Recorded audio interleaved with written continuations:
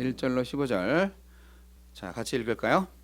여호와여, 의의 호소를 들으소서. 나의 울부짖음에 주의하소서. 거짓되지 아니한 입술에서 나오는 나의 기도에 귀를 기울이소서. 주께서 나를 판단하시며 주의 눈으로 공평함을 살피소서. 주께서 내 마음을 시험하시고 밤에 내게 오시어서 나를 감찰하셨으나 흠을 찾지 못하셨사오니 내가 결심하고 입으로 범죄하지 아니하리이다. 사람의 행사로 논하면 나는 주의 입술의 말씀을 따라 스스로 삼가서 포악한 자의 길을 가지 아니하였사오며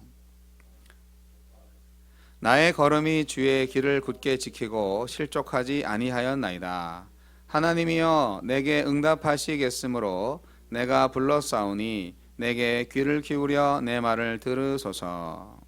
주께 피하는 자들을 그 일어나 치는 자들에게서 오른손으로 구원하시는 주여, 주의 기이한 사랑을 나타내소서. 나를 눈동자같이 지키시고 주의 날개 그늘 아래에 감추사 내 앞에서 나를 압제하는 악인들과 나의 목숨을 노리는 원수들에게서 벗어나게 하소서. 그들의 마음은 기름에 잠겼으며 그들의 입은 교만하게 말하나이다. 이제 우리가 걸어가는 것을 그들이 애워싸서 노려보고 땅에 넘어뜨리려 하나이다.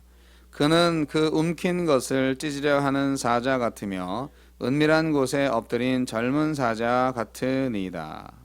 여호와여, 일어나 그를 대항하여 넘어뜨리시고 주의 칼로 악인에게서 나의 영혼을 구원하소서. 여호와여, 이 세상에 살아있는 동안 그들의 분깃을 받은 사람들에게서 주의 손으로 나를 구하소서. 그들은 주의 제물로 배를 채우고 자녀로 만족하고 그들의 남은 산업을 그들의 어린 아이들에게 물려주는 자니이다. 나는 어려운 중에 주의 얼굴을 배우리니 깰 때에 주의 형상으로 만족하리이다. 아멘. 오늘 시편 말씀은 정직하게 살고자 애쓰는 다윗이 악인들의 판을 치는 세상을 보면서 하나님의 공의 실현을 간구하는 시입니다. 다윗의 기도는 응답되지 않은 적이 없을 것입니다. 다윗의 기도는 정말 완벽합니다. 오늘 우리는 이 시편의 기도를 통해서 기도의 정석을 배웁니다. 응답받는 기도의 비결을 배웁니다. 기도의 정석. 네. 첫 번째로 하나님은 의로운 자의 기도를 들으신다 하는 것입니다. 1절에서 의의 호소를 들으소서 하면서 다윗은 먼저 자신의 의를 내세워서 하나님께 기도하고 있습니다. 의의 하나님께서 인생을 공평하고 의롭게 판단하신다는 사실에 근거해서 다윗은 자기의 무죄함을 호소하고 있는 것입니다. 다윗은 아무런 이유 없이 악인들에게 쫓김을 당하고 있었기 때문에 이런 부당한 사실을 하나님한테 표현하고 있는 것이죠. 그리고 자신이 정직함을 선언했습니다. 다윗은 마음뿐 아니라 행동까지도 진실했습니다. 바로 이러한 삶의 정직함이 밑바탕이 돼서 기도의 능력이 발휘된 것이죠. 다윗은 마음과 행동에 있어서 의로운 사람이었기 때문에 아무런 거리낌 없이 하나님께 담대히 호소할 수 있었고 하나님의 응답을 받을 수 있었던 것입니다. 여러분, 하나님께 기도할 때 다윗처럼 담대하십니까? 여러분도 다윗처럼 내가 의로우니까 의로우신 하나님이여 속히 응답하세요 라고 당당하게 말할 수 있습니까? 다윗과 하나님과의 관계는 단순히 그런 어떤 조건적인 어떤 계약 관계라고만 할 수 없습니다. 다윗이 이렇게 기도할 수 있었던 것은 그만큼 하나님과 친밀한 관계, 아주 신뢰가 두터운 관계가 있었기 때문입니다. 기도의 가장 중요한 요소는 미사여구를 구사하는 달변이나 그런 어떤 전달력이 아니고요. 마음의 또 행동의 정직함임을 우리는 오늘의 시편을 통해서 알 수가 있습니다. 우리는 하나님과 친밀하고 진실한 관계를 유지하고 있어야 합니다. 이것이 바로 기도 응답과 만사 형통의 출발점입니다. 대부분 많은 사람들이 이 출발점을 잘 찾지 못하는 것 같아요. 그냥 무조건 열심히 기도를 하고 있죠. 금식하며 콧물 눈물 다 흘리면서 목이 터져라 기도를 한다 해도 응답되는 경우가 그리 많지 않은 이유가 바로 이 출발점을 제대로 찾지 못하기 때문이 아닐까요? 시편 기자는 알고 있었습니다. 내가 마음에 의를 품고 거룩한 자로 살고 있지 않는 한 나의 기도를 하느님께서는 결코 듣지 않으신다는 사실을 말입니다. 왜냐하면 하나님이야말로 의로운 분이시고 정직한 사람을 사랑하시고 거짓을 미워하시기 때문이죠. 이것이 바로 기독교와 사이비 종교와의 차이점입니다. 하나님은 의로운 자의 기도를 들으십니다. 하나님께서는 값비싼 제물을 바치고 아주 지극정성으로 드리는 예배를 드리면서 그저 자기의 개인적인 복을 구하는 기도에 응답하기보다는 주님의 말씀에 순종함으로 정직하고 진실하게 의를 행하는 자로서 나의 억울함을 좀 풀어서 하나님의 의를 이루시라는 그런 기도에 더 잘 응답하실 것입니다. 다윗은 원수들이 교만하게 말한 내용이나 공격하는 행위 등을 또 적나라하게 묘사하고 있습니다. 우리는 다윗의 기도를 통해서 하나님의 언약에 대한 확신 그리고 솔직한 자기 고백이야말로 기도에 있어서 매우 중요한 요소임을 알 수 있습니다. 여러분, 주님은 정직한 자의 기도를 들으십니다. 기도의 정석 두 번째는 하나님은 주의 말씀에 순종하는 자의 기도를 들으신다 하는 것입니다. 다윗은 입술로 범죄하지 않았음을 주님께 자랑하며 이어 행위로 범죄하지 않은 것에 대해 자랑합니다. 이 바울이 신약에 바울이 디모데에게 편지한 내용 중에요. 모든 성경은 하나님의 감동으로 된 것으로 교훈과 책망과 바르게 함과 의로 교육하기에 유익하니 이는 하나님의 사람으로 온전하게 하며 모든 선한 일을 행할 능력을 갖추게 하려 함이라 라고 교훈한 내용이 있습니다. 디모데후서 3장 16절 17절 말씀이죠. 사람이 하나님의 말씀을 연구함으로 지혜를 얻을 뿐 아니라 말씀을 통해 책망도 받게 되기 때문에 주님의 말씀을 따랐던 것에 대해서 다윗이 자랑한 것은요, 결국 그 말씀의 능력이 자신에게 실제로 나타났다는 그런 간증이라고 볼 수가 있는 것입니다. 히브리서 4장 12절 말씀처럼 살아있고 힘이 있어서 어떤 양날 칼보다도 더 날카로워서 사람 속을 꿰뚫어 혼과 영을 갈라내고 관절과 골수를 갈라놓기까지 하며 마음에 품은 생각과 의도를 밝혀낸다는 하나님의 말씀을 체험하는 사람이야말로 범죄하지 않을 수 있는 것이죠. 그리고 성도는 이 사실을 하나님과 사람 앞에서 자랑할 수 있는 것입니다.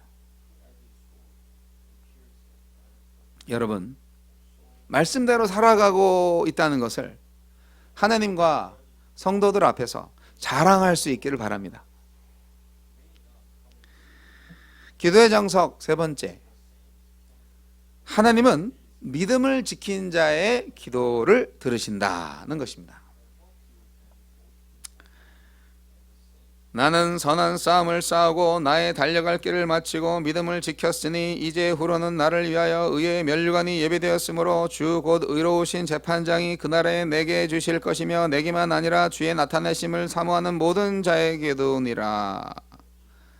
디모데후서 4장 7절로 8절에서 바울은 고백하고 있습니다. 바울도 교회 앞에서 이거를 큰 자랑거리로 여겼네요. 마찬가지로 다윗도 모든 고난 속에서 믿음을 굳게 지킨 자신을 자랑한 거예요. 하나님께서는 이런 사람의 기도를 반드시 응답하신다는 것이죠.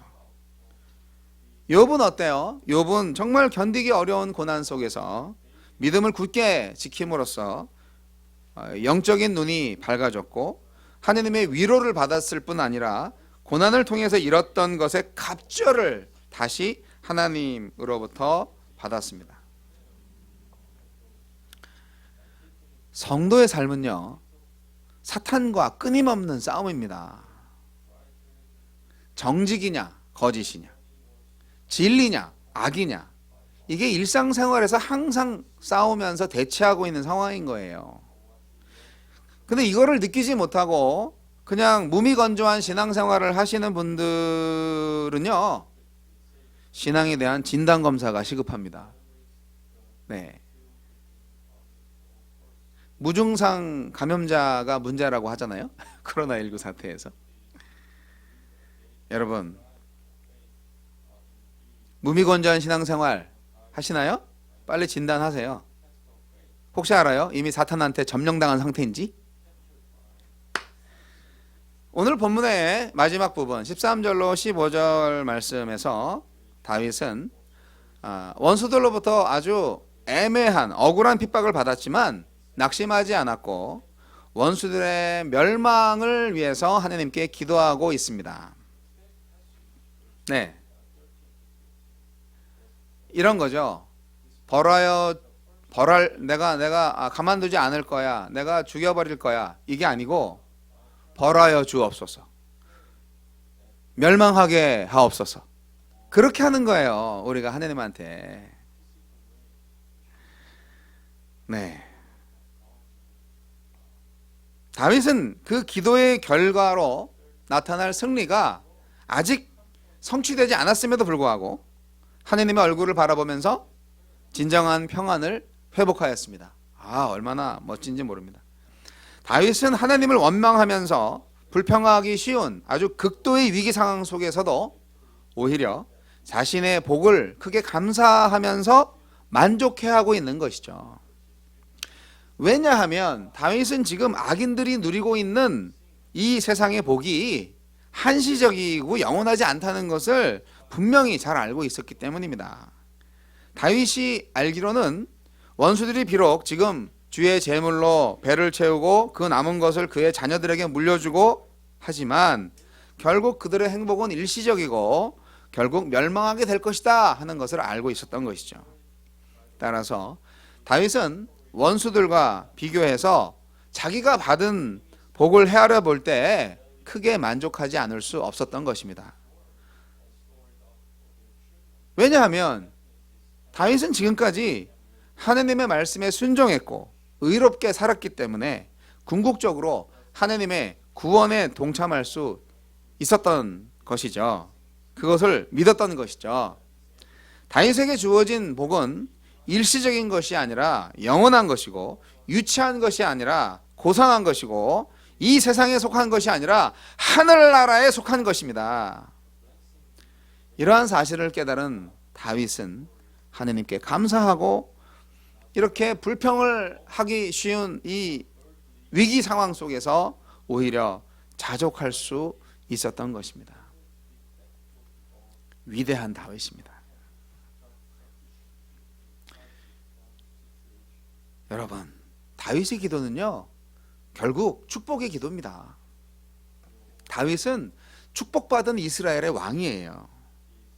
한낱 어린 목동이었던 그가 하나님의 택하심을 입어서 왕의 자리에 오르기까지 많은 고통과 어려움이 있었지만 성경을 통해서 그의 삶을 잘 보면 역시 다윗은 정말 오늘 우리들에게도 존경과 흠모의 대상이 되기에 충분한 믿음을 가진 사람이라는 것을 알 수 있습니다.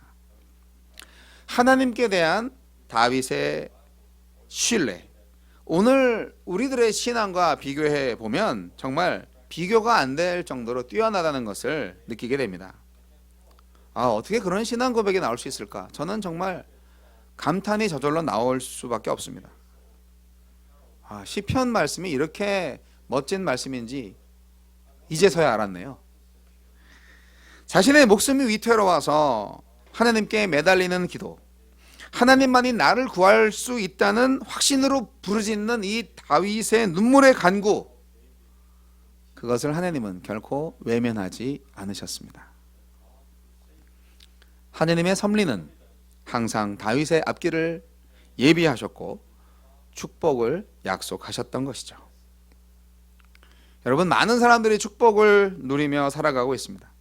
그러나 그 축복이 어디로부터 온 것인지 바로 알지 못하는 사람들은 얼마 못 가서 스스로 불행하다고 여기기도 합니다.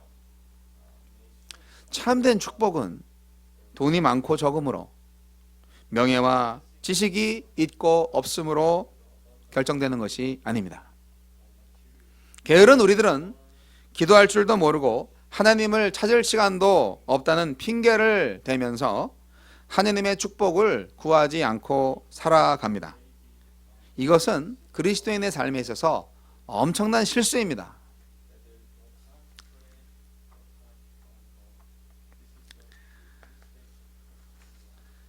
여러분, 행복과 축복의 차이를 아시나요? 여러분, 행복한 삶을 원하세요? 축복된 삶을 원하세요? 네, 둘 다 원하신다고요? 네. 우리의 마음, 우리의 가슴을 들뜨게 하는 단어 가운데 행복과 축복이라는 단어가 있습니다. 두 단어에 모두 복이 있다 보니까 의미가 비슷하게 느껴지기도 합니다. 그러나 이 두 단어의 영어 어원을 살펴보면 행복, 해피니스는 우연히 일어나다는 happen이라는 단어에서 나온 거고요. 축복, blessing은요, 피를 흘리다라는 bleed라는 단어에서 유래되었습니다. 행복은 우연히 일어나는 행운, 그러니까 럭키라고 볼 수 있죠. 아유, 럭키하네, 이렇게 되는 그런 거지만, 축복은 어때요? 피를 흘리는 것과 같은 대가를 지불하는 희생과 헌신을 통하여서 오는 것이라는 것을 의미하는 것이 아닐까요? 교회의 부흥은 세 가지 액체를 통해서 이루어진다고 합니다. 땀과 눈물과 피입니다. 예수님은 우리가 연약할 때, 죄인 되었을 때, 원수 되었을 때 온몸을 십자가에 던져 피를 흘리심으로써 우리를 살리셨습니다. 예수님은 겟세마네 동산에서 땀방울이 핏방울이 되도록 기도하시면서 하나님의 뜻에 순종하셨습니다. 결국 예수님의 십자가의 희생과 사랑은 오늘을 살아가는 우리 모두에게 축복을 누리게 하셨습니다. 대부분 세상 사람들은 자신의 소유를 확장시키는 것에 만족하면서 행복하게 살기를 원합니다. 반면 그리스도인들은 살아있음과 축복이 사명이다라는 것을 깨닫고 자신으로 인해서 축복받을 가족과 이웃, 나라와 민족을 기억하면서 그들의 심장 속에 예수 그리스도가 새겨지도록 사랑으로 섬기며 그들을 위해 기도하며 대가를 지불하는 그런 이타적인 삶을 선택하는 것입니다. 우리가 바로 그러한 그리스도인의 삶을 살아야 합니다. 하나님이 갈대아 우르의 아브라함한테 이렇게 말했죠. 내가 너로 큰 민족을 이루고 내게 복을 주어 내 이름을 창대하게 하리니 너는 복이 될지니라. 복이 될지니라. You will be a blessing. 그 말씀 기억하시죠?